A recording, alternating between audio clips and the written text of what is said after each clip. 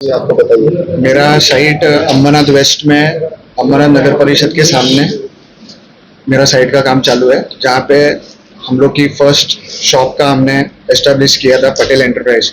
वही बिल्डिंग हमने रीडेवलपमेंट में ली है और वहाँ पे हमारा काम चालू है। तो क्या तकलीफ है वहाँ पे? वहाँ पे कुछ कंप्लेनेंट्स जैसे कि संजय पृथ्वीराज प्रसाद जैसे लोग ने अननेसेसरली कंप्लेंट करके हम लोग को हैरेसमेंट करने का उनका उद्देश्य है। उनका उद्देश्य क्लियर कट पब्लिक इंटरेस्ट में नहीं है। उनका इंटरेस्ट एक ही है कि इनको हैरेस करना है और इनसे पैसे निकालना है। उनका मेरे प्रोजेक्ट से कोई भी लेना देना नहीं है और वो इफेक्टेड पार्टी नहीं है मेरे प्रोजेक्ट में। ना ही उन्होंने मेरे पास कुछ शॉप या ऑफिस कुछ परचेज किया है, कोई लेना देना नहीं है। कितना डिमांड किया और किसके क्या कैसे किया उन्होंने? ये कंप्लेंट आने के बाद में मेरे सोर्सेज से मैंने उनको अप्रोच करने का ट्राई किया कि भाई तुमको मेरे से प्रॉब्लम क्या है। तो ऐसा सुनने में मुझे आया कि मुझे तो पैसे ही चाहिए, उसके बिना मैं तुम्हारा ये काम बंद करवा के ही रहूँगा। मैं तुमको बराबर दिखाऊंगा मेरा क्या है। कितने साइड चल रहे हैं में? आपको तकलीफ दे रहे हैं? आपको उनसे कुछ पूरा सर हम लोग के 20 साइट चालू है अंबरनाथ और बदलापुर में। मोर देन 20 साइट्स का काम चालू है। कितना डिमांड किया था आपको, कुछ पता चला? 25 lakhs का उन्होंने मेरे से डिमांड किया हुआ है। आपकी क्या मांग है? अभी पुलिस में शिकायत करेंगे आप या क्या मांगे? पुलिस में शिकायत करेंगे, एज वेल एज हम लोग डिफॉर्मेशन का केस भी डालने वाले हैं। पटेल बिल्डर्सचं काम चालू आहे आणि पटेल बिल्डर्स हे बदलापूर अंबरनाथ बिल्डर असोसिएशनचे मेंबर्स आहेत।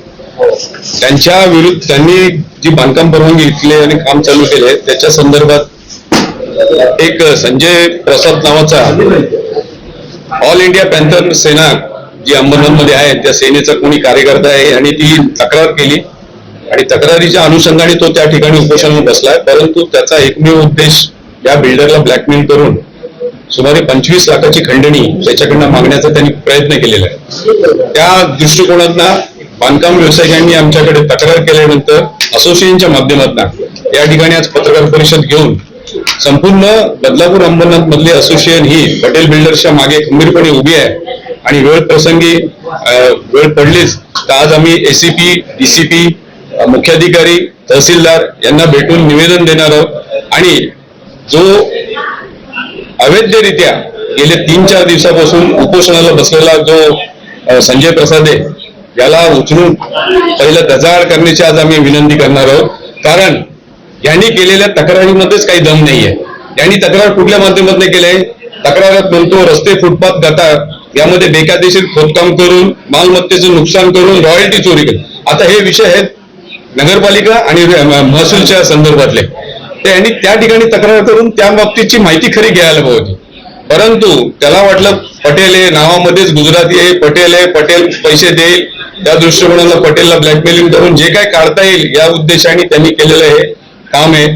निश्चितपणे या ठिकाणी आम्ही सांगतो की त्याला जर त्या बांधकाम परवानगीमध्ये चुकीची कागदपत्र देऊन बांधकाम परवानगी मिळवले किंवा काही फ्रॉड काम पटेलनी केले असं काय असतं तर गोष्ट वेगळी आहे, परंतु या ठिकाणी त्यांनी उपस्थित केलेले मुद्दे हे नगण्य मुद्दे आहेत, त्याला काही अर्थच नाही, बेसलेस आहेत। याच्यातलंच कळतं की ह्या चिटर माणसाला यांच्याकडनं खंडणीच्या स्वरूपात पैसे मिळण्यासाठी त्यांनी केलेले हे उपद्रव। काही डिमांड केली आहे का त्यांनी? हा, त्यांच्याकडे मागणी सुद्धा केलेली आहे त्यांनी आणि ते वेळ प्रसंगी पडलं तर त्यांनी सांगितलं आता तुमच्यासमोर की आम्ही पोलिसांसमोर अशा व्यक्तीला हजर करू की ज्याच्याकडे त्या मध्यस्था थ्रू त्यांनी जी मागणी केली ती कळेल, म्हणजे त्याचं खरं स्वरूप आपल्या समोर येईल।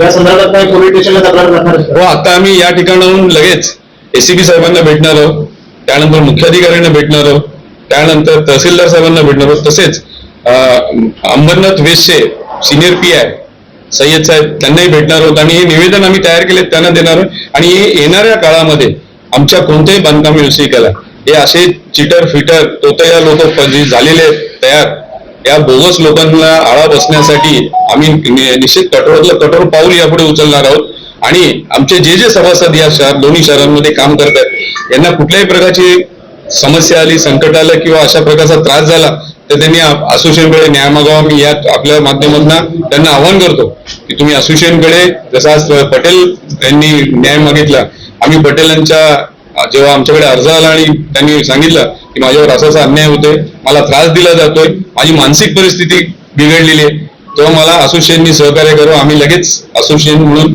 संपूर्णपणे त्यांना पाठिंबा दिला, या ठिकाणी जाहीर करतो. आणि प्रत्येक बांधकाम व्यावसायिकाला मी सांगतो की या अशा लोकांना तुम्ही घाबरू नका. ज्या काही तुमच्या तक्रारी असतील त्या तक्रारी तुम्ही असोसिएशनकडे द्या, निश्चितपणे तुम्हाला न्याय देईल.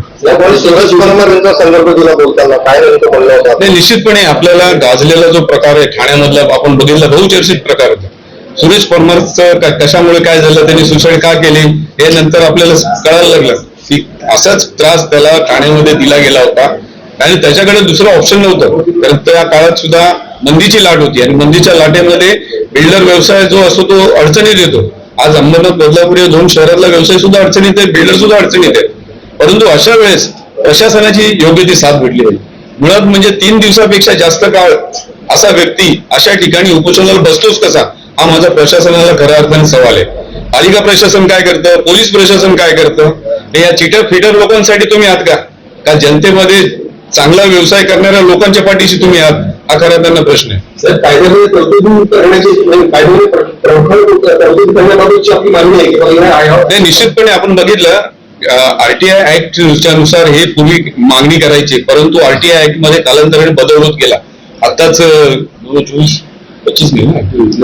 2025 मध्ये एक GR आल्यानंतर आता त्या दृष्टिकोनातनं या आरटीआय कार्यकर्त्यांना अतिशय अशी बंधनं आली. त्यामुळे आपल्याला कमीत कमी स्वरूपात आता माहिती कुठल्याही डिपार्टमेंट मधून मिळते. पूर्वी अख्खी फाईलच्या फाईल कागदपत्र एक न्यायचे, परंतु आता कायद्यामध्ये बदल झाल्यामुळे निश्चितपणे शासनाला मी विनंती करेन की येणाऱ्या काळामध्ये असे काही कठोरातले कठोर निर्णय तयार करा, ज्याच्याकरून या अशी जी प्रवृत्ती तयार होते ही प्रवृत्ती आपल्याला संपवायची आहे आणि या कोणालाही त्रास झाला नाही या दृष्टीने. ठीक आहे, आमचंही काही बांधकाम व्यवसाय कुठे 19-20 असतील तर त्या संदर्भात ठीक आहे, तुम्ही करा तक्रार. चुकीचं आहे त्याला आम्ही सहभाग देणार नाही, त्याला पाठिंबा देणार नाही, परंतु जो चांगल्या प्रकारे काम करतो, एक नावाजलेली कंपनी आहे पटेल बिल्डर्स, या पट्ट्यामध्ये एक नावाजलेली कंपनी आहे, नामांकित कंपनी, अशा लोकांना जर या लोकांनी त्रास दिला तर तुम्ही विचार करा की जे छोटे मोठे व्यापारी आमच्या याच्यातले बिल्डर मधले आहेत त्यांना किती त्रास असेल. आज एवढ्या मोठ्या व्यक्तीला जर त्यांनी हात घातलाय म्हणजे छोट्या मोठ्या लोकांकडनं किती चिरीमिरी घेऊन गेलेले असतील आजपर्यंत हे, कारण हे त्यांना सवय झालेली आहे, काळ स्वभाव त्यांचा असं झालेलं आहे ती परिस्थिती सध्या. त्यामुळे आपल्याला ही प्रवृत्ती ठेचायची आणि निश्चितपणे आम्ही सगळेजण अंकित पटेल आणि पटेल बिल्डर्स यांच्याबरोबर निश्चितपणे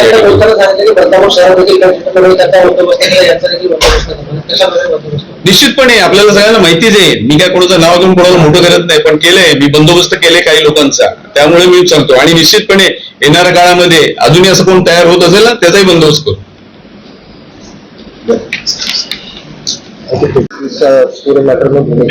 ये मामला हमारा बदलापुर अंबरनाथ बिल्डर एसोसिएशन के मेंबर है पटेल सेठ करके, उनका नगर पालिका के सामने एक प्रोजेक्ट चालू है और वहाँ के आसपास का एक रहवासी है, उनका नाम है संजय पृथ्वीराज प्रसाद करके है. उन्होंने हमारे मेंबर को लास्ट 2 महीने से बहुत तकलीफ दे रहे हैं और साइट पे भी जाके तकलीफ देते हैं. नगर पालिका में उन्होंने कंप्लेन किया हुआ है और कंप्लेन आप देखेंगे तो उसमें कुछ भी कंप्लेन में दम नहीं है कि बिल्डर ने रास्ता अंदर ले लिया, गटर ले लिया, ये सब अगर ले लेगा बिल्डर तो नगर पालिका वहीं पे सामने वो देखती है, ऐसा कुछ दम नहीं है.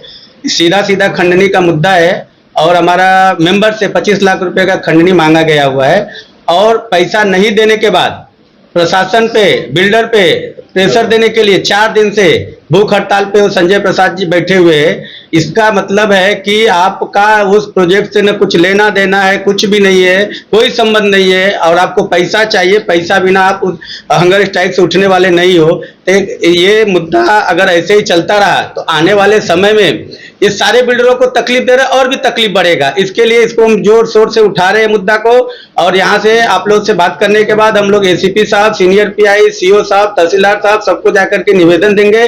वो बंदे को इमीडिएट वहां से उठाइए, उसके ऊपर गुन्ना दाखिल करिए.